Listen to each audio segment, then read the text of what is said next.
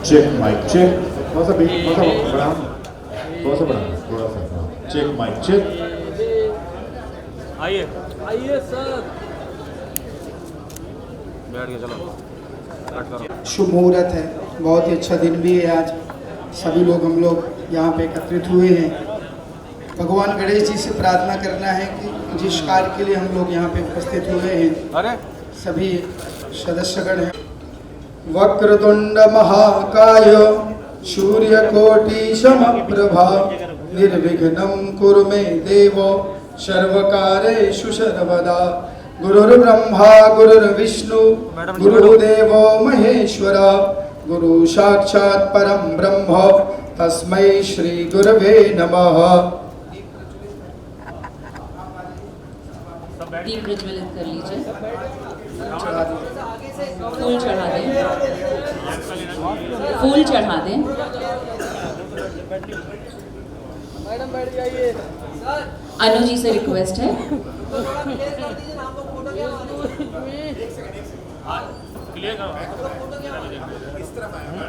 हरि ओम भद्रं कर्णेभिः शृणुयाम देवा भद्रं पश्येमाक्षभिर्यजत्राः स्थिरैरङ्गसुष्ठवागुं सुस्तनोभिर्वशेमहि देवहितं जदायुः।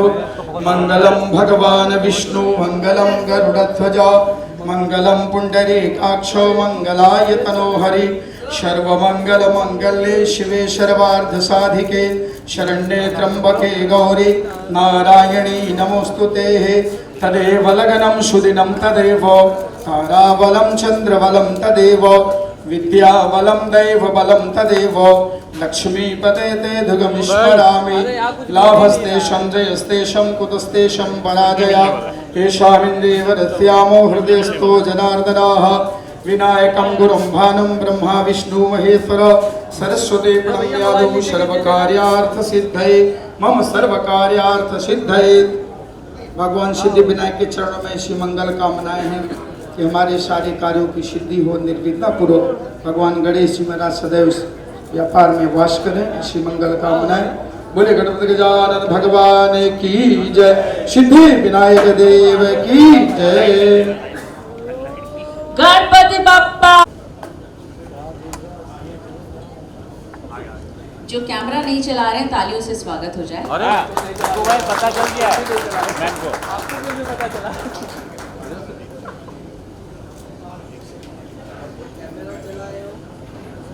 दादा पार्टी नहीं चला रहे, ताली बजाएंगे। क्या माइक किसने डाल दिया?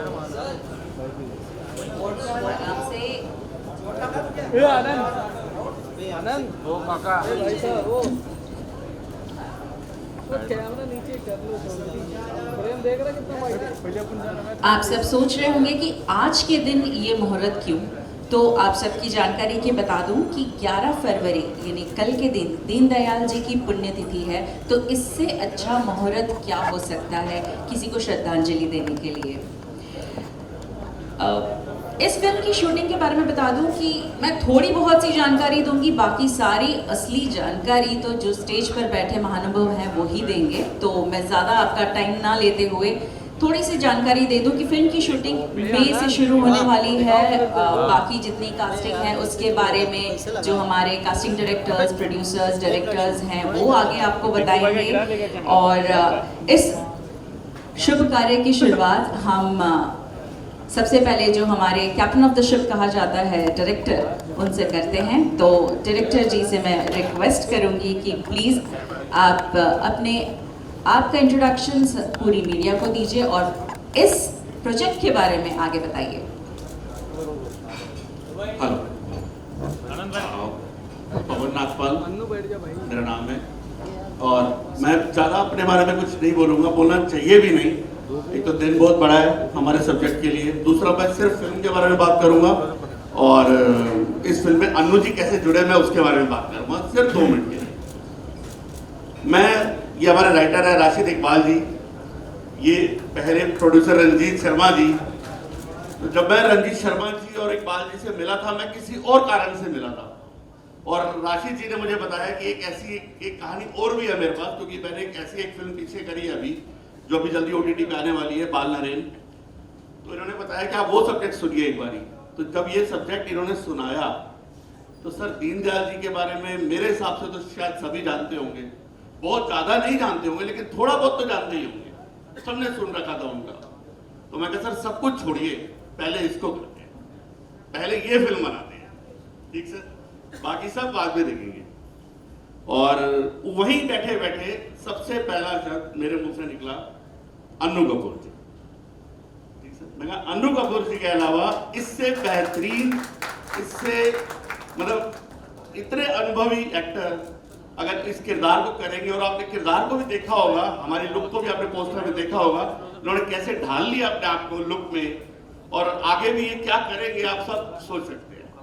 तो ये अन्नू जी मेरी पहली चॉइस थी और वो मुझे मिली, ये बहुत अच्छी और सौभाग्य की बात है। अब ये फिल्म जो है, देखिए दीनदयाल जी जो थे, उन्होंने जो नीतियां जिस समय बनाई थी, जो काम जिस समय उन्होंने करने चाहे थे, वो कहीं ना कहीं उनके अधूरे रह गए, जो शायद आगे जाके अभी हो रहे हैं, या और कुछ लोग करना चाह रहे हैं वैसे काम, जो वो आज से 40 साल पहले करना चाहते थे।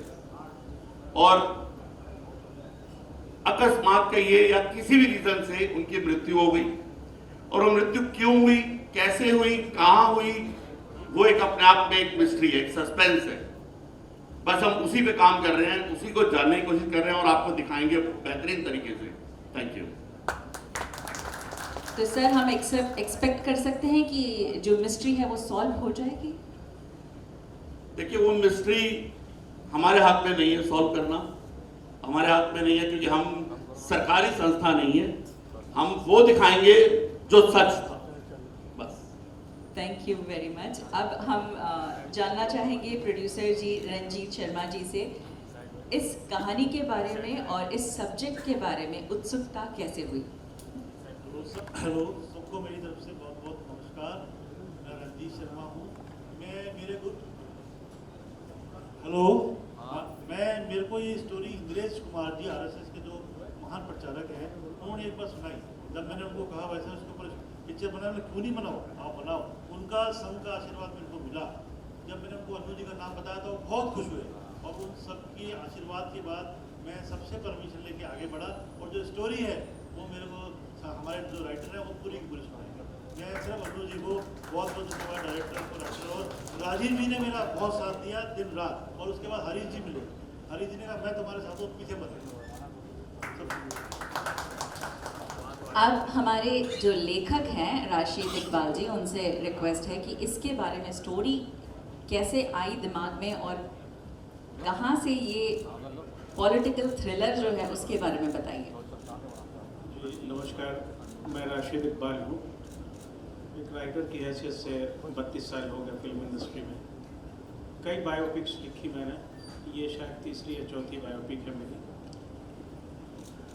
इन्होंने पूछा कि कैसे आई दिमाग में, वो एक अलग कहानी थी कि एक रेलवे स्टेशन से एक किताब उठाई मैंने और पढ़ना शुरू किया। पढ़ने के बाद पता चला कि दीनदयाल जी के बारे में जानता ही था, लेकिन एक जगह जहाँ मेरी निगाह रुकी वो थी उनकी मौत।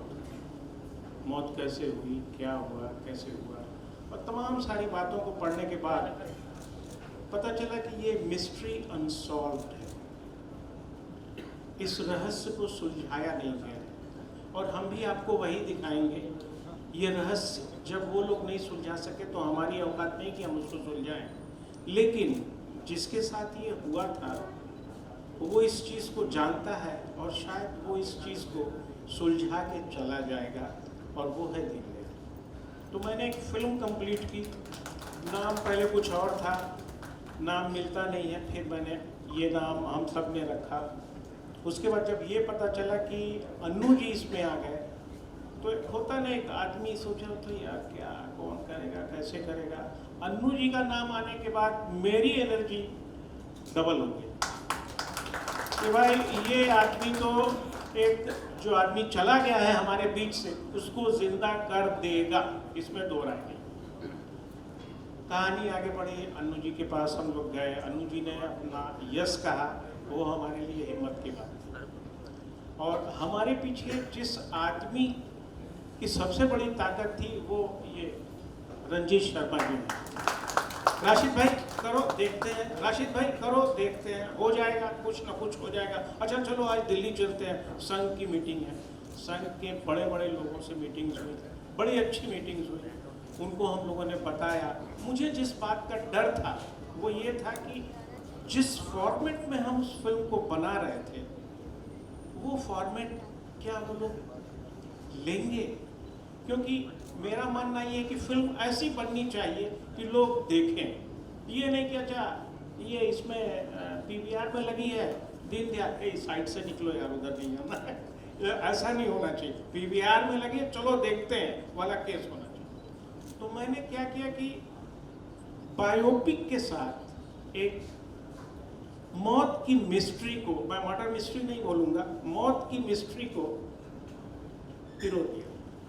उनकी बायोपिक भी चल रही है, उनके साथ क्या हुआ वो भी चल रहा है। एक रोलर कोस्टर है थ्रिलर का। मुझे लगता है कि अनु जी 1 घंटा 45 मिनट किसी को कुर्सी से नहीं हिलने देंगे। ये तो मैं, कोई और होता तो शायद मुझे कहीं परेशानी होती, लेकिन चूंकि अनु जी है तो अब ये आप सुकून से सो सकते हैं फ्राइडे नाइट। और एक खूबसूरत सी फिल्म है जिसमें एक ऐसे इंसान की जिंदगी है, जैसे कि हमारे नागपाल भाई ने कहा कि वो कुछ करना चाहते थे लेकिन कर नहीं पाए। क्या अब वो चीज़ें की जाएंगी? तो वो क्या करना चाहते थे उसके भी थोड़े थोड़े अंश हम आपको दिखाएंगे, और क्या वो अब पूरा हो रहा है। फिर जब उसको आप देखेंगे और इसको मिलाएंगे, ये आपका फैसला। एक छोटी कोशिश है, आप सबका आशीर्वाद चाहिए। उम्मीद है फिल्म अच्छी होगी। बहुत बहुत शुक्रिया। तो हरीश रेड्डी जी, और उसके बाद मैं पूछना चाहूँगी रंजीव दामीजा जी से भी कि किस बात ने आपको इंस्पायर किया। Hello, welcome to everyone, media and press. I am Harish Reddy, the co-producer of this movie. And first of all, I want to say thanks to Mr. Anup entering into this movie. And I can't talk much. I can say only thing is congratulations to everyone. This movie will be a biggest hit. Thank you. Rajiv ji. आप सभी का सबसे पहले स्वागत, बहुत बहुत अभिनंदन कि आज ये घड़ी आई है। रंजीत जी से मेरा संबंध शायद 20 से 25 साल पुराना है। जब इस फिल्म को हम करने जा रहे थे तो कहीं घबरा रहे थे। एक दिन मैं जब घर ये आए, छोटा मैं हूँ लेकिन मुझे ये भाई साहब बोलते हैं, तो बोले भाई साहब क्या करना है, कैसे करना है, बड़े घबराए हुए से थे। मैंने कहा यार बस करना है और तुम कर दो बस, अब ये क्या करना है क्या करना है। तो बोले नहीं कल अनु जी की कोई शूटिंग चल रही है मीरा रोड और वहाँ चलना है हमने। तो हमने कहा चलो। बस जैसे इनके सानिध्य में पहुँचे, इनको देखा, इनको सुना और बहुत मेहमान नवाजी करी इन्होंने हमारी। हमने खाना भी साथ में खाया और हम जैसे वैनिटी वैन से बाहर निकले मैंने कहा बस कर दो, श्री गणेश कर दो इसका, कुछ नहीं सोच रहे हैं। तो आज इतना बड़ा सानिध्य, अनु जी को देख देख कर हम बड़े हो गए, हम गुनगुनाना सीखे इनको देख देख कर, और हमारे लिए तो बहुत बड़ी प्रेरणा है और ये मेरा सौभाग्य है कि आज मैं इस मिशन का हिस्सा बना। Thank you very much. बहुत बहुत शुक्रिया। अब हम हमारे जो मेन किरदार हैं अनु जी से पूछना चाहेंगे कि दीनदयाल जी का जो किरदार है, इन्होंने मैंने सुना है कि घोट कर पी लिया है, हर एक चीज़ उनके बारे में उन्हें पता है। तो अनु जी प्लीज़ हमारे मीडिया को आगे बढ़ाइए।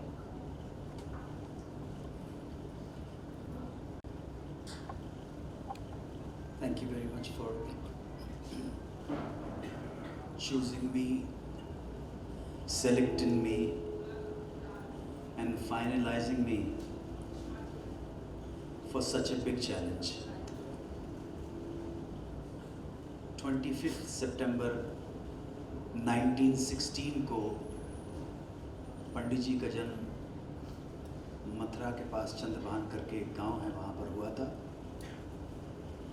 और 11 फरवरी 1968 को आप इस दुनिया से कूच कर गए। ये जिसे आप बायोपिक थ्रिलर बोल रहे हैं, जिसे आप कह रहे हैं कि ये जीवनी है पंडित दीनदयाल उपाध्याय की। इंटरनेट पे कुछ जगह लिखा हुआ है कि पॉलिटिशियंस नहीं ना, पंडित दीनदयाल उपाध्याय एक पॉलिटिकल विजनरी थे, एक पॉलिटिकल फिलॉसफर थे, राजनीतिक दर्शन था उनका। राजनेता तो बहुत सारे हैं, पॉलिटिशियन तो बहुत हमारे गली गली में हैं। इसलिए पंडित दीनदयाल उपाध्याय को हम केवल एक राजनेता बुलाकर देश और मातृभूमि के प्रति उनका जो योगदान है, उनके विचारों का, उनके दर्शन का हम अन्याय करेंगे उनके साथ। इसलिए भी, और जैसे हमारी उद्घोषिका ने कहा कि 11 फरवरी कल 55th डेथ एनिवर्सरी है पंडित जी की, और राशिद इकबाल साहब से लेके हरीश रेड्डी साहब से लेके रंजीत शर्मा जी से लेके हमारे डायरेक्टर साहब से लेके, ये बड़ा जोखिम का काम है, जिगरे का काम है, गट्स चाहिए। और इनके पास गट्स थे तो संघ ने इनके गट्स देखकर, इनकी वीरता देखकर, इनका जोश देखकर, इनकी खुमारी देखकर, इनकी लगन देखकर कहा आगे बढ़ो, हम तुम्हारे साथ हैं। अब आपका साथ चाहिए, आपके माध्यम से जनता का साथ चाहिए। राशिद इकबाल साहब ने जिस पकड़ के साथ इस सब्जेक्ट को मेरे सामने रखा, वो एक पॉलिटिकल थ्रिलर तो है ही, लेकिन इसमें बहुत सवाल उभरेंगे कि क्या पंडित जी का जाना पॉलिटिकल असैसिनेशन था या एक प्राकृतिक मौत थी। इसका जवाब गुजरे हुए टाइम के उन तमाम पॉलिटिकल लोगों को देना पड़ेगा, क्योंकि जिस व्यक्ति ने अपना संपूर्ण जीवन मातृभूमि के लिए समर्पित किया, निस्वार्थ भाव के साथ कि उसका देश संपन्न हो सके, उसके देश के में रहने वाले हर नागरिक के हित की सोची, कल्याण की सोची, अगर हम इस मिस्ट्री को सॉल्व नहीं करेंगे तो मुझे लगता है हम अपने साथ अन्याय करेंगे। और आज जब प्रेस इतनी सशक्त हो गई है, तो आप लोगों के रहते हुए एक मिस्ट्री, एक ग्रेट आदमी का जाना अगर रिजॉल्व ना हो पाए, उसकी मृत्यु का ना पता पड़ पाए, तो हम सबके ऊपर धिक्कार है।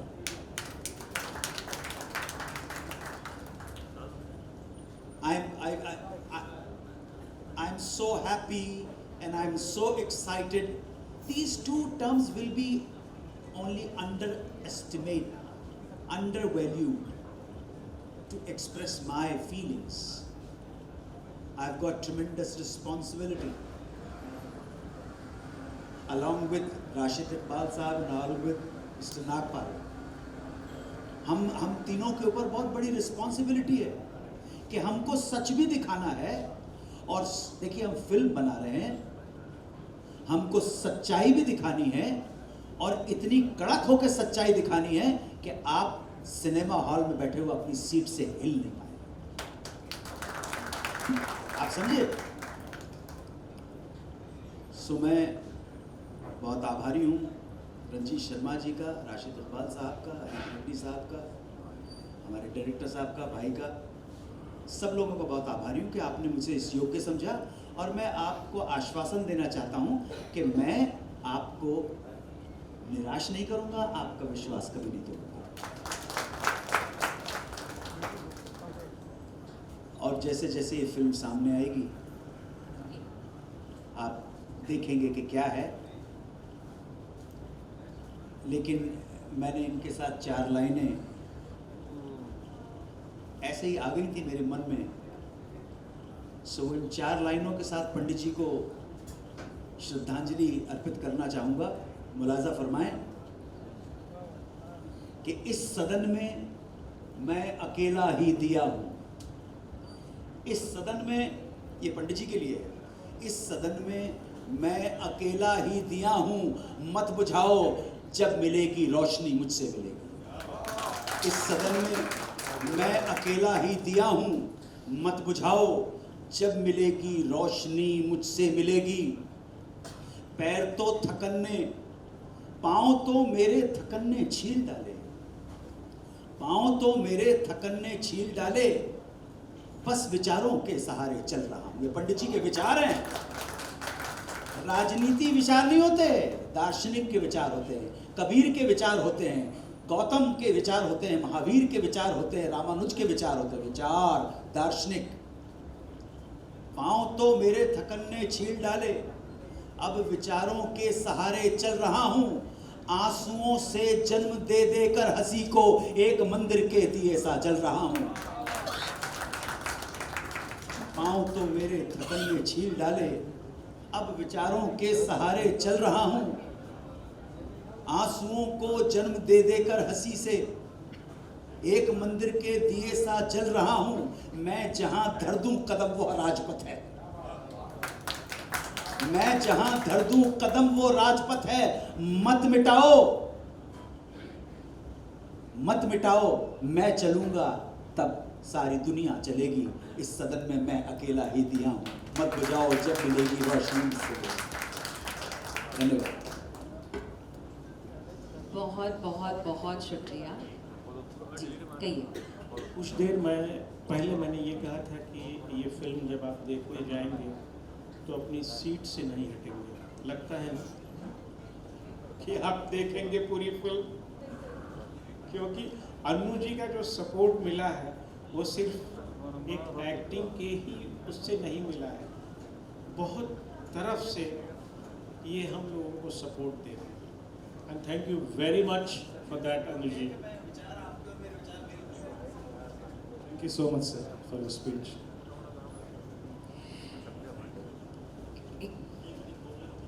मथुरा से मुगल सराय तक, भारतीय जनसभा से भारतीय जनता पार्टी तक, इस व्यक्तित्व के कई रूप, कई रंग और कई सारी परछाइयाँ हैं।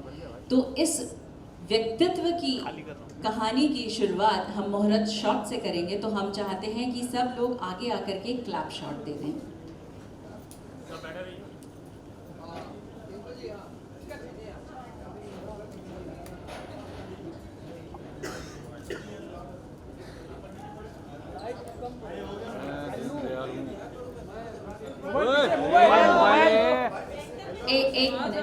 एक मिनट हम 2 बार क्लैप देंगे, पहले स्टिल के लिए और उसके बाद फिर वीडियो के लिए।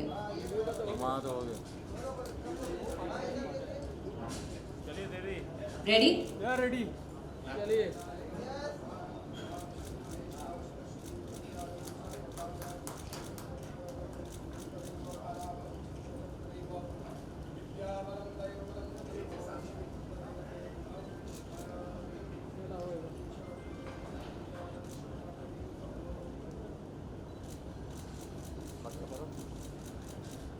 Okay sir.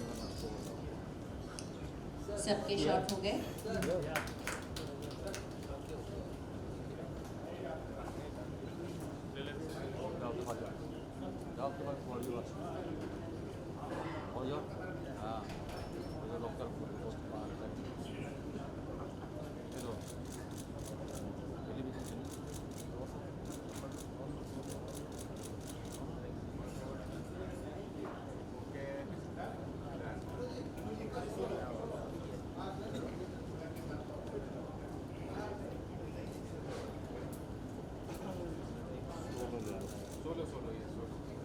खड़ा रुकिए 1 सेकंड। हाँ सर खड़ा हो जाओ। खड़ा हो जाओ।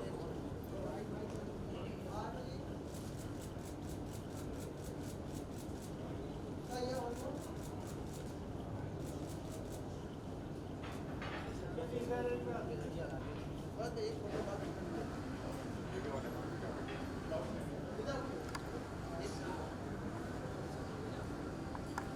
को, खासकर फिल्मकारों को आपको पहचानने के लिए काफी वक्त लग गया। जो सेंटर कैरेक्टर आज आपको दिया जा रहा है, कहीं ना कहीं बहुत पहले मिल जाना चाहिए था। इस तरह के किरदार आपको फिल्म सर, अब जो जीवन के जो फ्रस्ट्रेशंस हैं, जो नहीं मिला उसको भूल जाइए, जो मिल रहा है उसके ऊपर कॉन्सेंट्रेट करो। इस महान किरदार को, इस महान व्यक्तित्व को निभाने के लिए आपने किस तरह की तैयारियां की हैं, कब से किताबें पढ़ रही हैं और कहां से ज्ञान आपने हासिल किया है? देखिए, पंडित जी के दर्शन के बारे में अध्ययन, मनन और चिंतन करना, पुस्तकें पढ़ना, किसी भी किरदार को, किसी भी भूमिका को निभाने का एक छोटा सा पक्ष है। भूमिका निभाना, स्क्रीन पे उसको चरितार्थ करना, उसको स्क्रीन पे पर यथार्थ में प्रस्तुत करना, वो दूसरी विधा है। तो जब आएगी सामने, तो एक हिंदी में कहावत है, नाई नाई बाल कितने हुजूर सामने आ जाएंगे। अभी से क्या है? आज अनुज, सोशल मीडिया बहुत बड़ा प्लेटफॉर्म बन चुका है जहाँ पे लोग वो धड़क कहीं ना कहीं अपनी भावनाओं को प्रकट करते हैं। कहीं ना कहीं आपको लगता है जो फिल्मकार है वो बंदिश में बन चुका है, क्योंकि बहुत सारी बातों का ध्यान रखना पड़ता है। पता नहीं किसको क्या बुरा लग जाए और कंट्रोवर्सी बन जाए। इस पे आपका क्या टेक है? सोशल मीडिया की स्ट्रेंथ इतनी ज्यादा हो चुकी है, जब भी कोई नई विधा सामने आती है तो उसके दोनों पहलू होते हैं। आग खाना भी पकाती है और आग हाथ भी जलाती है। वैसे ही सोशल मीडिया है, जहां हर एक व्यक्ति को अपने विचार बेधड़क कहने का एक प्लेटफॉर्म मिल गया। लेकिन उन विचारों के पीछे कितने तटस्थ भाव हैं, कितना सत्य है कि नहीं है, कि अफवाहें हैं, कि सिर्फ अफवाहों के नाम पर आपका ध्यान आकर्षण करने की एक कलाकारी है, वो तो 4% लोगों के पास भी नहीं है। 4% लोग भी सोशल मीडिया के ऊपर जो लिखते हैं, अगर 4% होंगे या 5% होंगे जो पूरी जिम्मेदारी के साथ हर तथ्य को 4 एंगल से वेरीफाई करने के बाद अपना कमेंट लिखें, बिल्कुल वही अनुपात हमारे देश के अंदर जिम्मेदार व्यक्तियों का है। इस देश का 95% जो व्यक्ति है वो अपने अधिकारों की बात करता है, परंतु जब उससे कहा जाता है तेरे फर्ज क्या है, तेरी ड्यूटीज क्या है, तेरे कर्तव्य क्या, तो ठेंगा दिखा देता है। बिल्कुल सोशल मीडिया बाहर से थोड़ा है, सोशल मीडिया आपके और हमारे उससे बना है। सो उसके दोनों पहलू हैं। आज डायरेक्टर, आपने पूछा, डायरेक्टर फिल्म बनाता है, एक बहुत स्ट्रांग पर्सपेक्टिव सामने आ गया है कि अगर आपने किसी धर्म विशेष के देवी देवताओं को, पैगंबर को, नबी को, दरवेश को, पीर औलिया को, अवतार को अगर आपने मजाक उड़ाया, उसका उपहास किया, उसका निरादर किया, अपमान किया, तौहीन की, तो हम छोड़ने वाले नहीं हैं। ये सामने है आपके, बात खत्म हो गई। मत उड़ाइए मजाक, खुजली क्यों पड़ी हुई है आपको मजाक उड़ाने की? क्योंकि आपकी आदतें गंदी हो गई, आदतें गंदी हो गई। आपने अभिव्यक्ति की जो स्वतंत्रता आपको संविधान ने दी है, उसका मतलब आपने गाली देना मान लिया है। जिसको आप कहते हैं ना, मेरे पास फ्रीडम है एक्सप्रेस करने की, आपके पास फ्रीडम है अपने विचार रखने की, आपके पास कोई फ्रीडम नहीं है दूसरे को गाली देने की। दूसरे को गाली दोगे तो सामने वाला भी आपको गाली दे सकता है, और हो सकता है सामने वाला आपके जबान भी काट दे।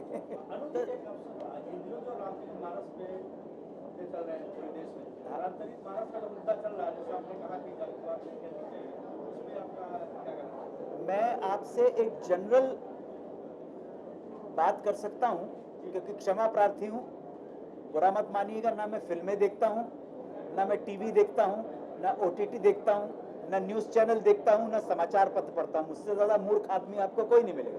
तो क्या डे टू डे के ऊपर कौन कौन से कहां पे सुर्रे लग रहे हैं वो मुझे पता नहीं है। मैं तो जनरली हिंदुस्तानियों को बहुत अच्छी तरह से जानता हूं, और आज से नहीं, जब दिन से पैदा हुआ उसी दिन से जानता हूं। फिल्मों के साथ कंट्रोवर्सी जुड़ी हो तो फिल्म का सफल होना कहीं ना कहीं गारंटी माना जाता है। हाँ, थोड़ी देर के लिए अगर विवादास्पद हो जाएगी तो ये मदारी है, मदारी का पिटारा खुलने के बाद ना फिर वो नहीं रहता है। उसके बाद एक बार बंद मुट्ठी आप समझे लाख की और खुल गई तो खाक की। तो कुछ लोग इस चीज का इस्तेमाल करते हैं, लेकिन जब हम वाइडर पर्सपेक्टिव में उनके आंकड़ों को देखते हैं तो हम पाते हैं कि वो थोड़ी क्षणिक काल के लिए मोमेंट्री तो ध्यान आ जाता है, लेकिन जब कैलकुलेशन करते हैं लॉस एंड प्रॉफिट का अकाउंट देखते हैं तो उसमें ज्यादा फर्क नहीं पड़ता है। आप जान जाते हैं कि हाँ भाई ये इसने कंट्रोवर्सी की है।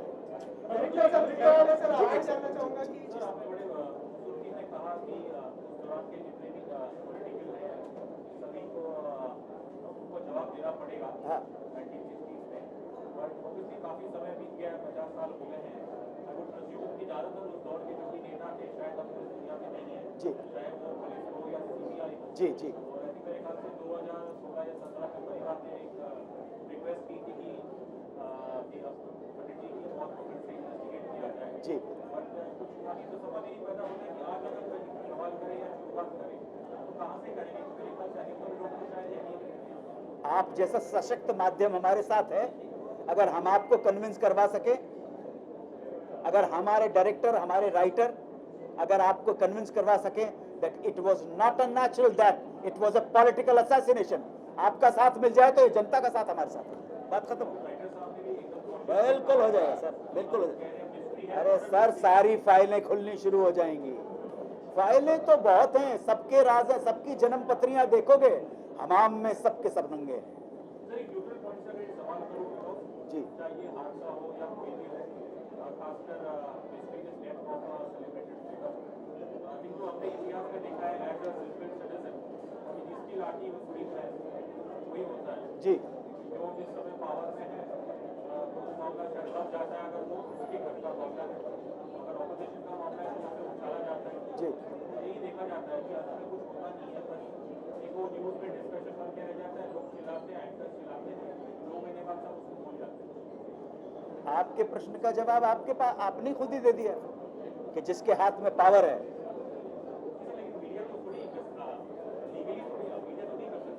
मीडिया कुछ नहीं कर सकता, लेकिन जिसके हाथ में पावर है उसको कम से कम सही इन्वेस्टिगेशन करने का अधिकार तो हो सकता है। वो तो आपको इकबाल राशिद साहब बताएंगे, क्योंकि ये दोनों जितने डूबे हुए हैं, मैं तो अभी ताजा आया हूँ ना।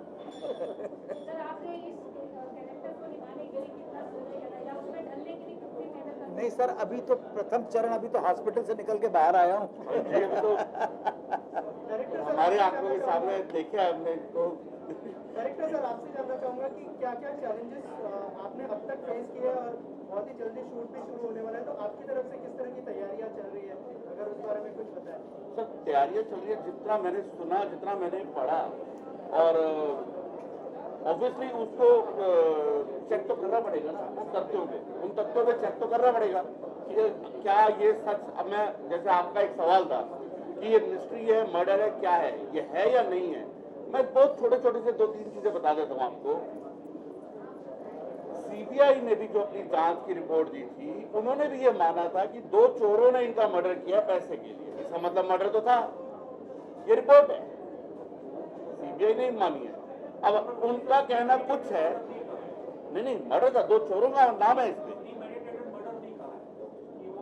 मर्डर नहीं था, वो एक्सीडेंट का ही है, लेकिन वो इन्वेस्टिगेशन जब हो रहा था तो एक पॉइंट आया था कि उन 2 चोरों ने शायद उनको मारा, शायद उनको वो नाम क्यों, मार्केट वो क्यों आया, वो क्यों खुला सर। और बहुत सारी चीजें हैं जो हम अभी आपको फिल्म में दिखाना चाहते हैं, और क्यों इन्वेस्टिगेशन में नाम आया। और एक बात ऐड करना चाहूंगा कि जब हम इतने बड़े व्यक्तित्व के ऊपर कुछ फिल्म बनाते हैं तो हम उसे सतही तौर के ऊपर नहीं ट्रीट कर सकते हैं। उसके अंदर जो शोध है, रिसर्च है, तटस्थ भाव के साथ ही वो आप लोगों के सामने पेश किया जाए, पूरे रैशनैलिटी के साथ। आप उस रिपोर्ट को पढ़ेंगे तो उसके अंदर एक नहीं कई सवाल है, जिन सवालों के जवाब नहीं आए तक। इसके अलावा सर फिल्म जब रिलीज होती है तो बहुत सारे सवाल आप पर उठेंगे कि ये आपने कैसे किया, तो उस रिसर्च के लिए कितने तैयार है? जैसे आपने कहा कि उस रिसर्च के लिए मैं तैयार हूँ, उस रिसर्च के लिए वो तैयार नहीं, उस सवाल के लिए मैं तैयार हूँ। मैं आपको एक छोटा सा एग्जाम्पल देता हूँ।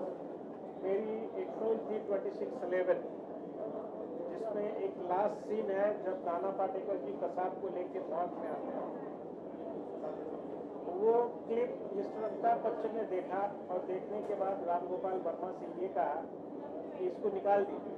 राम गोपाल वर्मा ने मुझे फ़ोन किया और कहा कि रशीद तुम जल्दी आओ, उनका ऑफिस यहीं